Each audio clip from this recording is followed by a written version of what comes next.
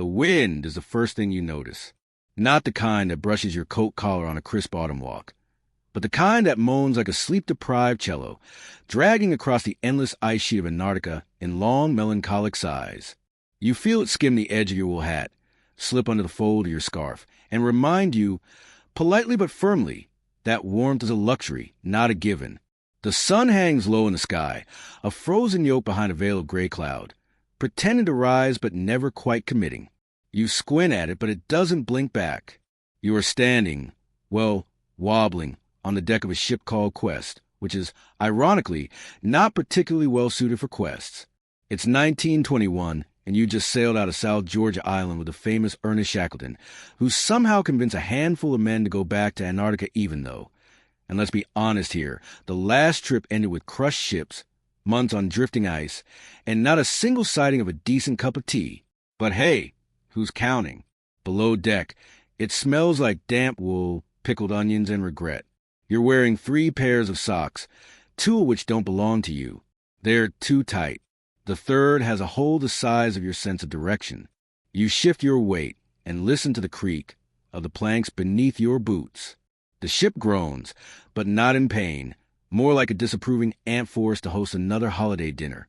A soft voice, Shackleton's, floats across the deck. He's inspecting the sledges, already fretting about supplies. You overhear him mutter something about losing 3 mittens, a tin of pemmican, and possibly Lionel. Lionel is later found, asleep in the coal bin, hugging a thermos. It's hard to stay mad at Lionel. He always smells faintly of mustard. Historians still debate whether Shackleton actually believed there was a scientific purpose to this expedition, or whether he just couldn't bear the idea of sitting still in England listening to post-war stock market news and radio weather reports. Either way, here you are, drifting slowly toward a continent that doesn't want you, in a boat that wheezes when it turns. It's your first night on open sea, and already, someone has used up all the clean socks. A quiet panic spreads through the lower bunks. The cook, McElroy, offers to boil everyone's socks in salted water and possibly something medicinal, but he won't say what. In the corner, Worsley, the captain, is shaving with a dull knife and humming a sea shanty no one else recognizes. You suspect he made it up. It includes the line, "My toes are gone, but my pride remains." You pass a crate labeled scientific instruments and stub your toe on a jar of goose feathers. It's unclear what they're for. Later, someone mentions a failed attempt at feather insulation. One man tried sewing them into his long johns and spent 2 days molting like a confused duck. There's an air of excitement on board, but it's the sleepy, slightly delusional kind of excitement one feels before a long dentist appointment. You're technically explorers, but right now, you feel more like overly bundled soup ingredients waiting to be added to the pot. The journey has just begun, and already, the water in your canteen has frozen. A new record. So here's your gentle reminder to like and subscribe if you're enjoying this very slow, very chilly descent into early 20th century discomfort. It helps keep our fires burning, metaphorically, of course. There are no actual fires allowed below deck. We learned that the hard way last week. And as you drift further into the cold, we'd love to know where you are watching from and what time it is. Comment below so we can imagine your warm bed, soft socks, and lack of penguin-related problems. Now, let's ease into tonight's journey, slowly, like your cabin mate trying to put on frozen boots. You wake, or rather you surface, from a vague, wool-itchy doze. The ship is quieter than it should be. Not ominous quiet, just tired, like it knows what's coming. A dull thunking echoes through the hull, ice brushing the side of the Quest, as if the sea itself is knocking gently, wondering what in the world you're doing out here. Outside, the landscape has shifted. Gone are the restless waves. In their place, thin sheets of pancake ice stretch like a half-baked quilt. You stare at it bleary-eyed. It's beautiful, in that bleak, could-kill-you sort of way. The kind of beauty that doesn't want company. Breakfast is salted biscuits, tinned sardines, and a lukewarm drink that might have been tea in a past life. Someone tries to toast a biscuit over the engine heat and sets it smoldering instead. The smell lingers like sorrow in snack form. Shackleton gathers the men for a morning briefing. He's wearing a knit cap, a coat that might once have been navy blue, and the expression of someone trying to look cheerful about something deeply uncheerful. He points toward the far horizon, more ice, some distant snow model peaks, and declares with his usual sturdy optimism that they'll be ashore in no time. You suspect his concept of time is more poetic than practical. Today's task, inventory. Everyone's favorite. You count tins, boots, stove fuel, scientific gear, including an entirely unnecessary but dearly beloved banjo, and, perhaps most importantly, socks. Or rather, the absence of them. Already, 2 men have doubled up with handkerchiefs, and one has fashioned something truly alarming out of rabbit fur and string. When asked where he found rabbit fur, he simply smiles and refuses to elaborate. Major historical fact. By the early 1920s, polar expeditions were caught in an odd in-between moment. Technology was improving, but not quite enough. Wool and leather were still the main options for staying warm, and waterproofing was, frankly, more of a polite suggestion than a guarantee. Explorers walked for days in freezing wet boots, then hung their socks in neat rows above the stove, like sad little flags of surrender. You inspect your own collection. One sock has fused with your foot in a kind of frosty truce. Another has turned stiff as bark. The third is missing. You later find it stuck to a cabin window, frozen in the shape of an accusatory question mark. After lunch, reheated pemmican and something pretending to be peas, the ice thickens. The ship groans again, louder this time. Worsley peers through binoculars and sighs.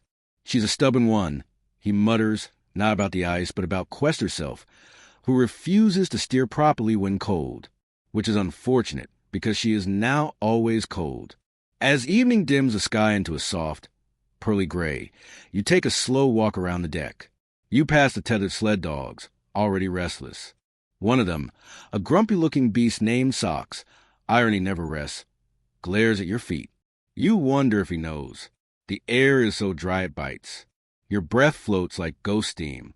In the corner, one of the crew is trying to knit. He doesn't know how. The result looks like a scarf made by someone angry at yarn.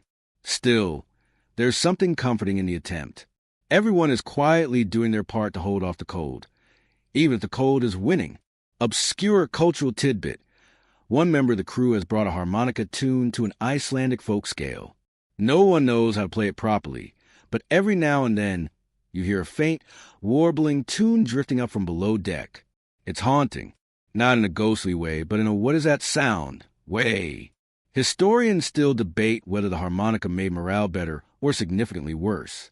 Some sources describe it as a balm for weary minds. Others call it audible frostbite.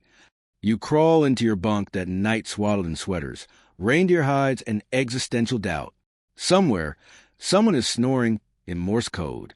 The ship shudders as another ice floe bumps her side, like a sleepy neighbor elbowing you at a movie.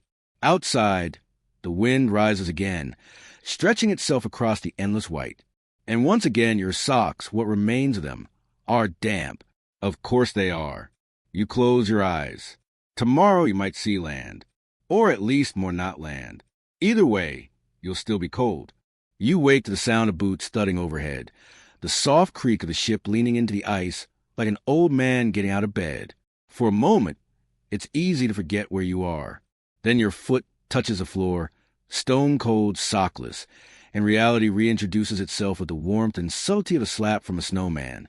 You dress in layers, each stiffer than the last. Your outermost coat no longer bends. Exactly, it angles. Outside, the sun hasn't risen so much as it has loitered somewhere above the horizon, uncertain about whether it's worth the effort today. The light has that peculiar quality of Antarctic daytime. Pale, soft, endless, and completely devoid of enthusiasm. On deck, Shackleton is talking logistics. He's holding a map that looks like it was drawn in a hurry by someone who's never seen Antarctica and didn't particularly want to. His finger traces a path between 2 features labeled Likely Bay and some rocks. It's fine. Everyone nods solemnly. No one has a better idea. Today's mission: find a landing site. Ice is tightened around the quest like the universe's slowest bear hug, and progress is less traveling and more shoving the ship's nose at stubborn frozen plates and hoping for the best. You climb the mast for a better view and spot a thin crack of open water beyond a jagged ridge. It's small like a sigh in the ice, but Shackleton lights up as if someone's handed him a hot bath and an espresso. Below deck, The sock situation has reached stage 2, barter economy. A clean pair is worth its weight in pemmican. Someone trades a single thick sock for 3 squares of chocolate and a promise of moral support. Worsley jokes that by next week, someone will be knitting socks out of journal pages. He pauses. Then he goes quiet, because that idea is not, technically, the worst he's heard. Major historical fact. In these years between World War I and II, Britain's polar expeditions were fueled as much by national pride as by science. Shackleton's final voyage, the Shackleton Road Expedition, was technically meant to study subantarctic islands and oceanography, but unofficially, it was also a sort of last hurrah for the heroic age of exploration. The Empire's borders were uncertain, its heroes were aging, and nobody back home was quite sure if anyone still cared. You lean over the railing and breathe in the cold. It smells like salt and emptiness. The dogs bark below. Someone is singing again, probably McElroy. He's taken to warbling Irish ballads while tending to the stove. His rendition of Danny Boy yesterday made someone cry. It wasn't clear if it was from emotion or just the smoke. A strange tidbit. One of the younger crewmen, Hussey, believes in the curative power of laughter. He keeps a handwritten book of the worst jokes you've ever heard. Today he shares, why don't polar bears ever get lost? Because they always follow their bearings. No one laughs. One man groans so hard his scarf unravels. Historians still debate whether humor, like Hussey's, helped the men stay sane, or just pushed the weaker ones towards sock-hoarding madness. There's no conclusive answer. Only suspicious glances and quietly scribbled limericks in the margins of the ship's log. Later, as Quest nudges forward, barely, you spot your first glimpse of solid land. Sort of. It's a low, rocky outcropping capped with snow, looming in the distance like a cake left too long in the freezer. Everyone pretends to be excited. Truthfully, you know it just means more hauling. That night, as you lie in your bunk, one of the socks you hung to dry flutters gently from a pipe overhead. It smells faintly of kerosene and victory. You fall asleep wondering if tomorrow will bring landfall. And if it does, whether it will be any warmer than this wooden refrigerator currently masquerading as a ship. The crunch is the first clue. Not the ice cracking beneath the hull. That's old news, but the rhythmic, shuffling crunch of boots on snowpack. You sit up too fast and hit your head on the bunk above. Reality, once again, is sharp-edged and unapologetic. You pull on your boots, still damp, still judgmental, and shuffle above deck.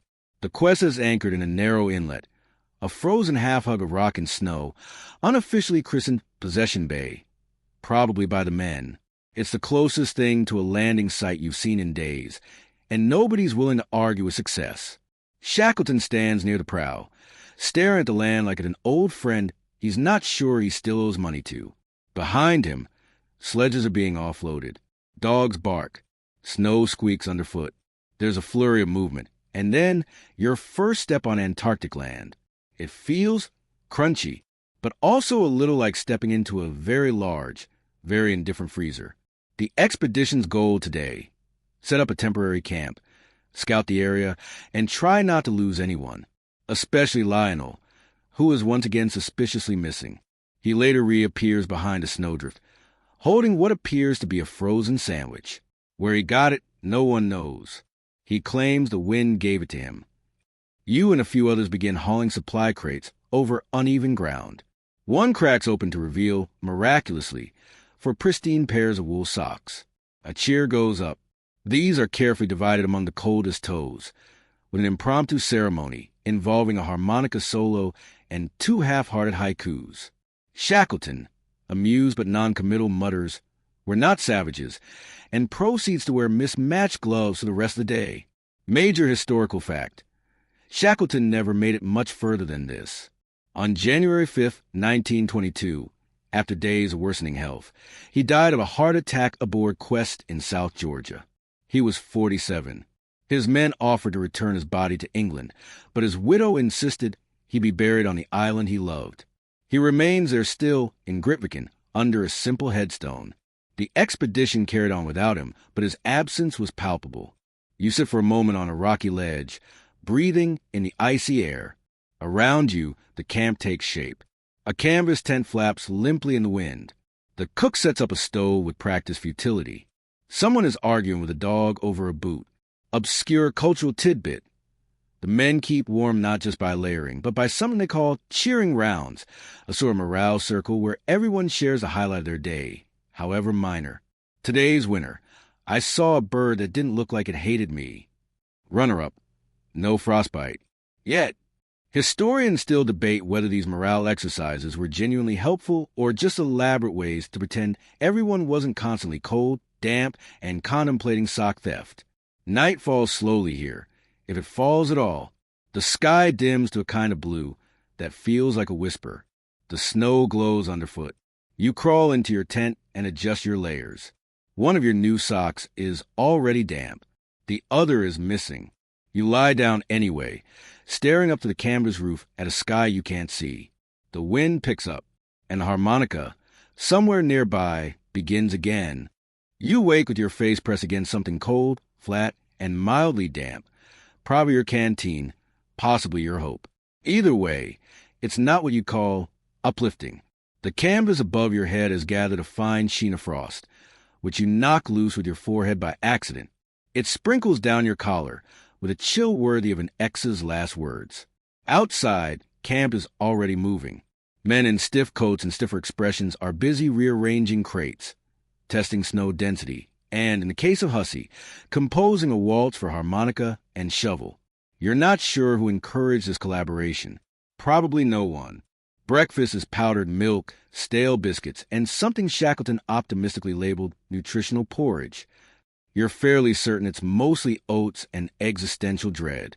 Still, it's warm, and warm counts as luxury now. Someone passes around a bottle of malt extract, 1 spoonful each. It tastes like someone melted an old sofa, but it puts a little life in your limbs, just enough to regret leaving the tent. Today's goal: move supplies inland to a more stable base camp. The ice by the bay is starting to groan, and not in the usual "I've lived too long" way. Worsley eyes the shoreline and mutters something about calving, meaning the edge of the ice might break away without warning, like a disgruntled dinner guest leaving early. The sledges are packed high. You're assigned to Team Sledge number 4, affectionately called Mild Regret. It's the one that squeaks and tilts slightly left. The dogs pull with practiced weariness. You trudge alongside, boots squeaking, eyes scanning the whiteness for anything really. But Antarctica is not interested in entertaining you. It's blank, wide, and gives nothing back but wind. Major historical fact: sledging was the backbone of polar exploration. Men haul hundreds of pounds over miles of terrain, often for months, with limited navigation and zero Spotify. They measured distance by footsteps and shadows. They rationed meals to the ounce. A good sledge team was like a very cold, very grumpy ballet. You stop for a break near a ridge of blue-tinted ice. The sunlight cuts across it like glass, so bright it hurts. Worsley pulls out his compass, frowns at it, shakes it like a stubborn radio. The needle wobbles and then defiantly points nowhere in particular. Magnetic South, it seems, is in a mood today. A dog howls. Lionel trips over a coil of rope. Hussey claims to see a penguin in the distance. It turns out to be a rock with attitude. Obscure cultural tidbit: some expedition members kept small personal totems in their pockets for luck. One man carried a tiny ceramic pig. Another, a single poker chip from a bar in Buenos Aires. You're not sure.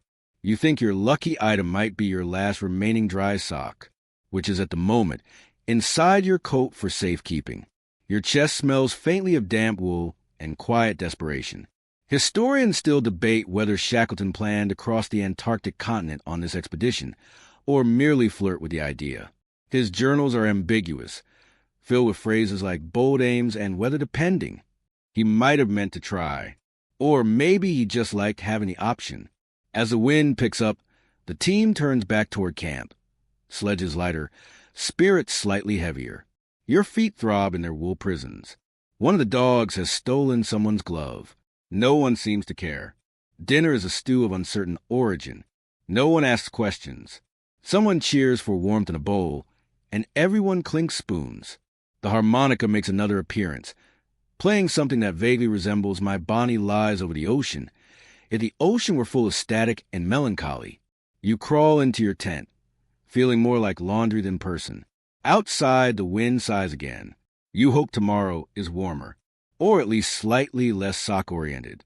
The morning doesn't arrive so much as creep in under the edges of the canvas, like a particularly committed tax collector. Light gray, flavorless, and emotionally unavailable. You blink yourself awake to the sound of tent zippers, dogs whining, and someone loudly announcing that their nose is frozen to their mustache. You consider pretending to be asleep, but your toes make it clear they'd like to move, ideally into a better climate. Outside, there's been a snowfall. Not dramatic, just enough to cover the previous day's footprints and add a slight poof to everything. The camp looks oddly peaceful, like a sugar-dusted disaster. Shackleton is already up, talking to McElroy about rations. They're trying to stretch supplies further, without tipping into mutiny. You catch a snippet of conversation. If we cut the cocoa in half, they'll notice. McElroy replies, yes, but they'll be too weak to protest. Ah, the spirit of leadership. Today's excitement. Digging a snow shelter to store food away from both animals and opportunistic fingers. You join a team tasked with carving out a supply pit. It's slow work. Snow seems light until you have to remove it by the cubic foot, at which point it gains mass and sass. Your shovel clinks against something solid. A buried crate? No, just very frozen ground. The kind that politely declines your efforts. Someone suggests peeing on it to thaw it. They are unanimously vetoed. As you dig, the conversation drifts. Someone asks what everyone misses most. The answers are slow and wistful. Baths, fresh bread, music that doesn't come from a harmonica, the sound of traffic, actual socks. You admit you miss chairs. Not even comfortable ones. Just a basic concept of sitting upright on a surface that doesn't freeze to you. Major historical fact. Despite the bleakness, Shackleton was beloved for his leadership. He knew how to boost morale, often enforcing shared meals, rotating duties, and even staging small entertainments. His greatest strength wasn't exploration. It was survival, keeping men going when reason suggested they shouldn't. Some call it charisma. Others, stubborn optimism with a good coat. You pause for lunch, hardtack softened in hot broth. A treat, really. Someone finds a raisin in theirs and considers it a good omen. You do not get a raisin. You try not to take it personally. Back at camp, someone's constructed a makeshift drying line for socks using tent stakes and dog harnesses. The wind immediately steals one sock, launching it into the great white unknown. A small group salutes it as it goes. There are no new socks to replace it, only resentment and dampness. Obscure cultural tidbit. McElroy swears by a secret blend of herbs he brews into tea, mostly to treat colds, possibly to ward off boredom. It smells like mint and moss. He calls it Antarctic tonic. Others call it leaf soup. Still, it's hot, and that's enough to make it popular. Historians still debate whether early Antarctic explorers were underprepared, overconfident, or simply testing how much misery a man could wear as a coat. The answer is probably yes. You finish the day with sore arms, wet sleeves, and one hand that smells permanently of whale oil from helping patch the stove. The harmonica plays a single long note this evening. Just one, as if the musician lost interest halfway through and went to bed.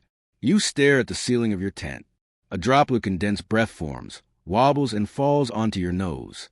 You don't flinch. It's just water. Everything is.